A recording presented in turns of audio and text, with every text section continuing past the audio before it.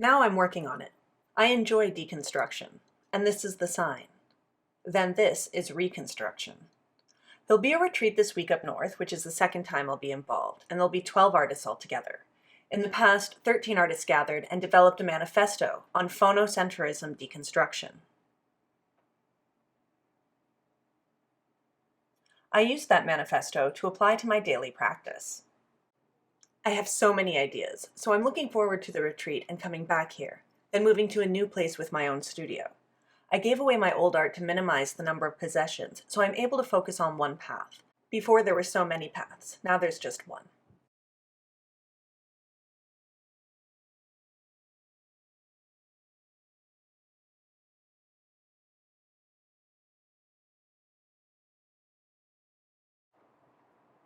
Hello, welcome to another Deaf What interview. My name is Sage Lavelle, and today we're interviewing Pamela Witcher.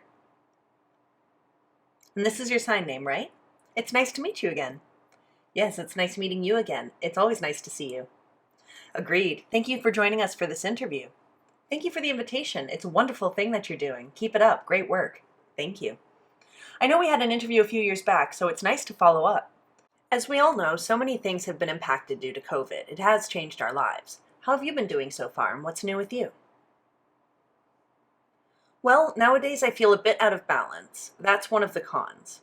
One of the pros is that I travel less for work, so when I'm done with work, I'm already home. I can go directly to my studio to create, or I'll get up early in the morning to create before I start working. I don't have to worry about eating breakfast and getting ready for work on time, dropping off my daughter, being stuck in traffic, which can take half hour or even an hour, totaling 2 hours there and back, including dropping off plus picking up my daughter. Now I have time, much more of it. Yes, there are positive and negative outcomes from the influence of COVID. One of the positive outcomes is embracing the time we have, the relationships we have, time to take care of ourselves. In relation to Dyer's exhibition in Rochester, New York for This Is Not Normal, I was involved with the opening. And there was a series of artist talks, and there's an occurring theme about how COVID has impacted us. An artist was heavily impacted by COVID and really invested all their energy into collage making. Collage? Yeah. When I thought about how COVID impacted my art, I was like, right. This reminded me of this art. Oh, pretty. I didn't intend this to be COVID art. It was created on impulse. I created this around August 2020. After that discussion, I took another look at my art and then realized, true biz, it's obvious in the background. At the back, there are eyes and a bubble, like a bubble face. So it's interesting to see how COVID subconsciously impacted that art. I produced others, but there weren't any themes of COVID involved with the artwork, just this one so far. Absolutely, our daily lives influence our art, whether or not it's conscious. Subconsciously or knowingly, it impacts our art. So I know you're an artist yourself and you work in many disciplines. Could you elaborate on that? Sure. In 2001, I started to identify as an artist, even though I was one prior to that. I'm an explorer and I'm very curious. I've always wanted to be learning, to have that open exchange. I enjoy creativity. When I was younger, a lot of people praised my written poetry, signed performances, and drawing. I was always asked to draw for other people, and I was okay with it. I didn't imagine or identify myself as an artist at the time, not until 2001.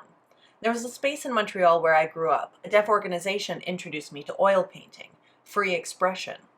I never did any, I'd had a taste of it through one-on-one private lessons, but it was the first time with a group of deaf artists. The teacher was hearing and knew some signs. In that class, we just expressed what we wanted to, and I was awkward with that style. Until a light went off and it was all clear. I gave it a start and I was just immersed in oil painting. Of course, as we know, time and life take us on different paths. Other times I wouldn't be as invested as I had to balance earnings as a freelancer and as an artist. Time as an artist changed when I became a mother, becoming involved with political activism, giving back to the community. It's a constant flux. So at that time in my life, I only did a little bit of art making as I was busy with other things. I was more involved with museum work, presenting, making documentaries, different things. I'm an editor, painter, performer. I explore across these areas, and then I got involved with signed music. And that's something that has been part of the community for a long time. But with the research and discoveries, I become more fascinated with the field. Through my journey with autism, colonization, translation, or audio translation, I decided to create my own sign music from my heart. I discovered that back in 2009. Then, afterwards, I gained more interest in this field in relation to our existence. I believe that anything we make is real, tangible, whatever you touch. The deaf community passes on oral stories in sign language, and that's easily lost. There's no documentation of it, materials such as recordings. Like now, we're recording and disseminating, so it becomes materialistic like paper. And these materials show our experiences, including recordings, writings, drawings, videos, film, audio. All of these become materials that prove our existence. We deaf people have lived here on Earth.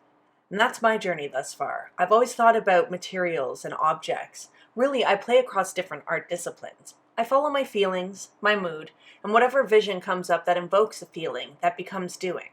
Which is very intuitive. Absolutely. I have 2 comments in response to what you just said. Art is very broad. I don't think we can stay in one field. Many of us tend to not. We go across the disciplines. We're so curious and always creating. Yes, innovation and creating. Expression is intuitive. It's natural. You can't force it. It's a channeling process. I absolutely agree. And I agree with you regarding documentation. That's why I'm doing this project, because we need to document our history, and so far we don't have much of that. I hope to see more in the future. Maybe 100 years later, people will look back and see the Deaf What Project, and I'm sure they'd be surprised to see how we did things in the past. See history being carried on and see how much we've changed. Sometimes history repeats itself, sometimes we break habits, so it's interesting to compare 100 years later, even just 20 years later. Many films that include deaf news, deaf history tend to be lost over time.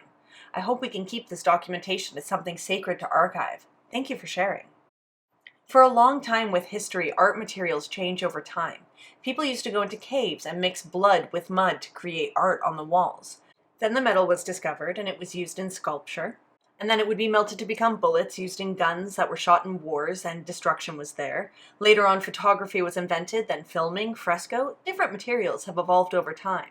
So with that evolution taking up millions of years, even today, theater and music are still evolving. You look at drums and the wind instruments, and they change too.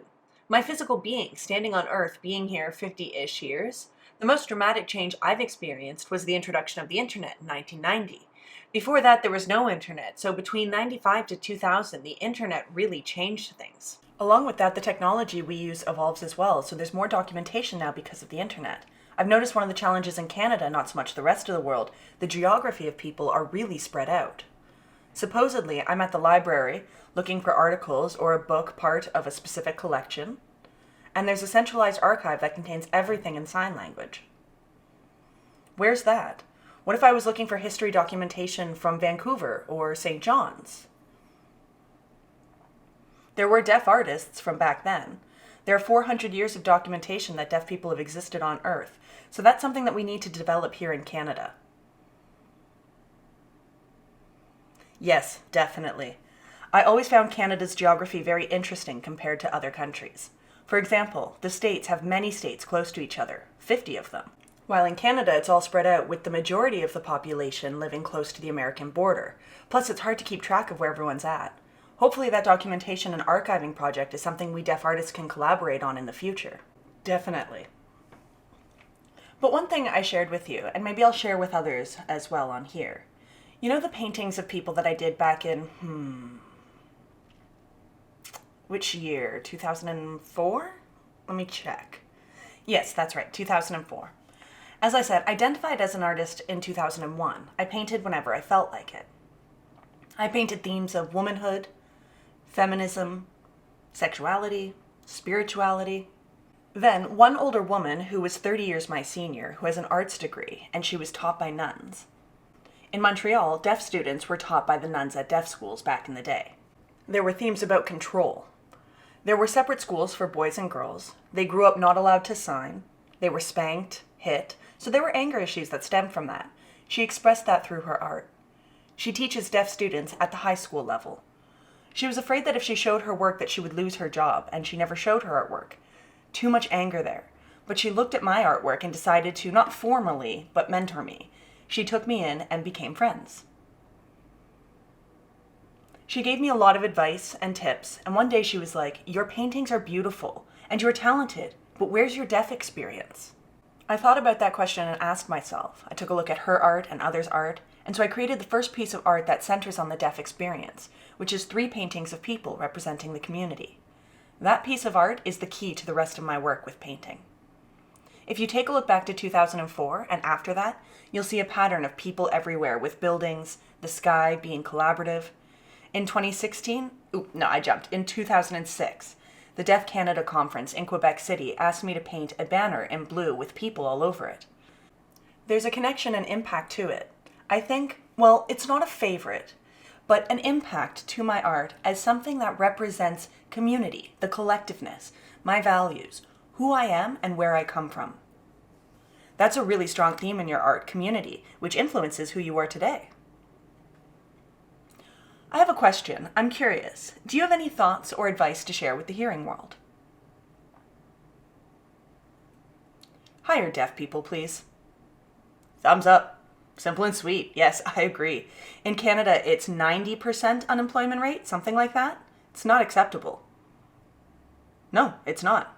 Deaf people are talented. Wow, they're successful. There's so much to contribute. We do. Hopefully this Deaf What project can give hearing people awareness that there are deaf people who are incredibly talented and give them opportunities. And listen to us. I agree, yeah. Listen with your heart. Yes. Not just with your ears. Listen from the heart. Open up your heart. Flexibility and willingness to change. So I'm curious, do you have anything you want to share with the deaf community here in Canada? I think it's important for us to learn about our Canadian history.